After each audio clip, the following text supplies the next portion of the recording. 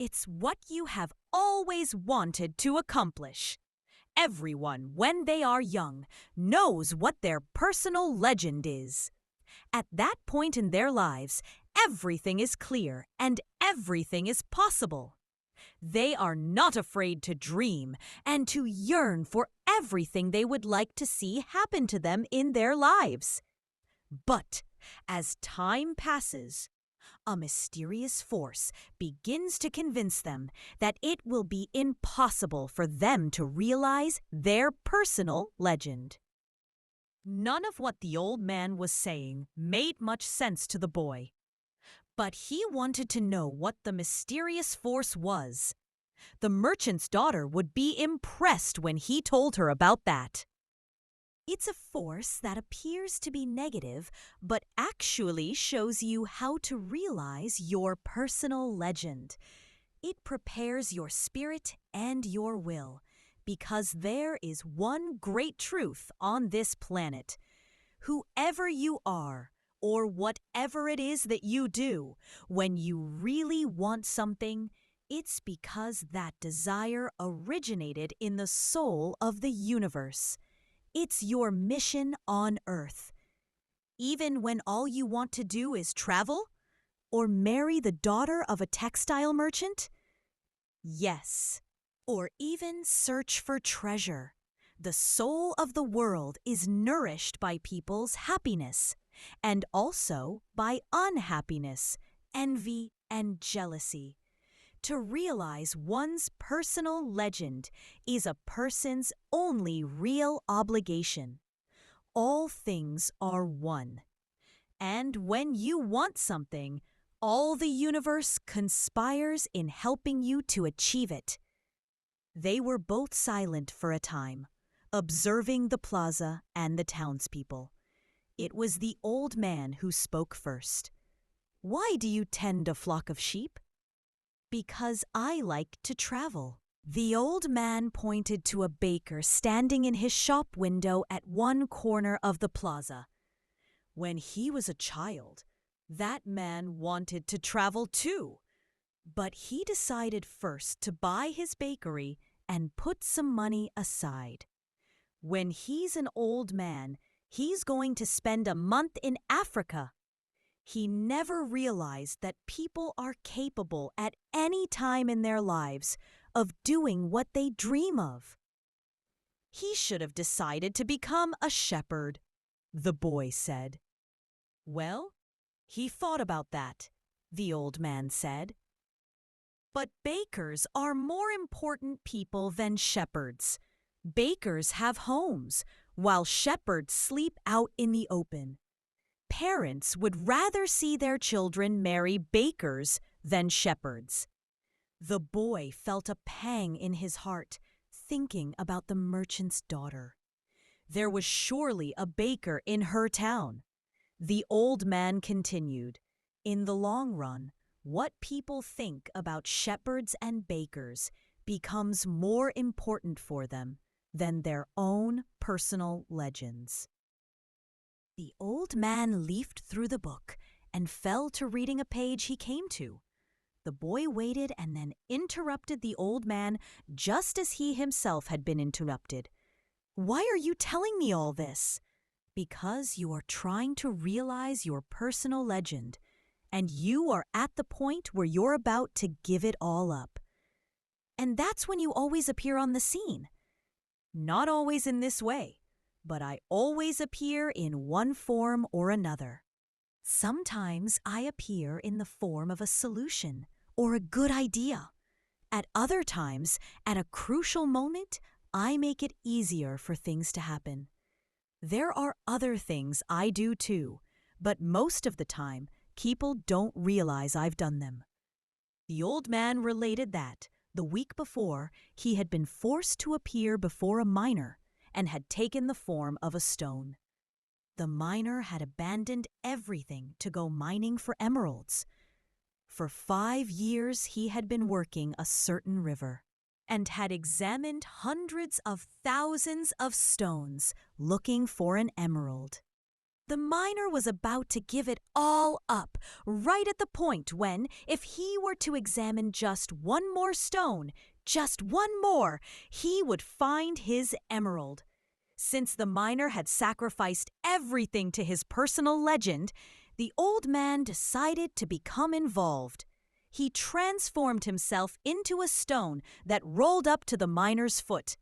The miner, with all the anger and frustration of his 5 fruitless years, picked up the stone and threw it aside. But he had thrown it with such force that it broke the stone it fell upon, and there, embedded in the broken stone, was the most beautiful emerald in the world. People learn early in their lives what is their reason for being, said the old man with a certain bitterness. Maybe that's why they give up on it so early too. But that's the way it is. The boy reminded the old man that he had said something about hidden treasure. Treasure is uncovered by the force of flowing water, and it is buried by the same currents, said the old man. If you want to learn about your own treasure, you will have to give me 1/10 of your flock. What about 1/10 of my treasure? The old man looked disappointed. If you start out by promising what you don't even have yet, you'll lose your desire to work toward getting it. The boy told him that he had already promised to give 1/10 of his treasure to the gypsy. Gypsies are experts at getting people to do that, sighed the old man. In any case, it's good that you've learned that everything in life has its price. This is what the warriors of the light try to teach.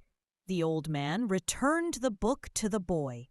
Tomorrow, at this same time, bring me 1/10 of your flock, and I will tell you how to find the hidden treasure. Good afternoon.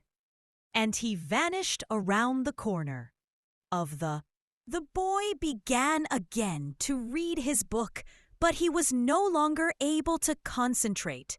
He was tense and upset because he knew that the old man was right. He went over to the bakery and bought a loaf of bread, thinking about whether or not he should tell the baker what the old man had said about him. Sometimes it's better to leave things as they are, he thought to himself, and decided to say nothing. If he were to say anything, the baker would spend 3 days thinking about giving it all up, even though he had gotten used to the way things were. The boy could certainly resist causing that kind of anxiety for the baker. So he began to wander through the city and found himself at the gates. There was a small building there with a window at which people bought tickets to Africa. And he knew that Egypt was in Africa. "Can I help you?" asked the man behind the window.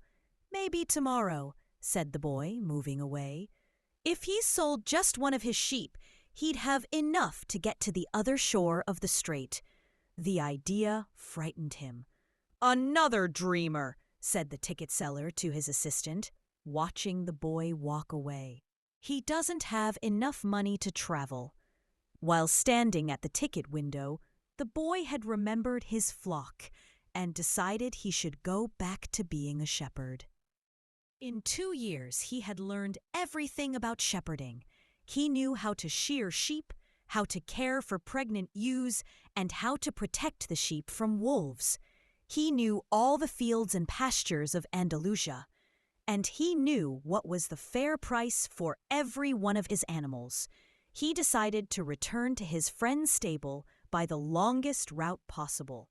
As he walked past the city's castle, he interrupted his return and climbed the stone ramp that led to the top of the wall. From there, he could see Africa in the distance. Someone had once told him that it was from there that the Moors had come to occupy all of Spain. He could see almost the entire city from where he sat. including the plaza where he had talked with the old man. Curse the moment I met that old man, he thought.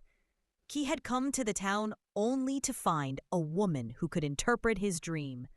Neither the woman nor the old man was at all impressed by the fact that he was a shepherd. They were solitary individuals who no longer believed in things and didn't understand that shepherds become attached to their sheep. He knew everything about each member of his flock.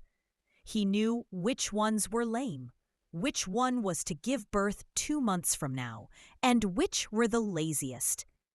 He knew how to shear them and how to slaughter them. If he ever decided to leave them, they would suffer. The wind began to pick up. He knew that wind. People called it the Levanter, because on it the Moors had come from the Levant at the eastern end of the Mediterranean.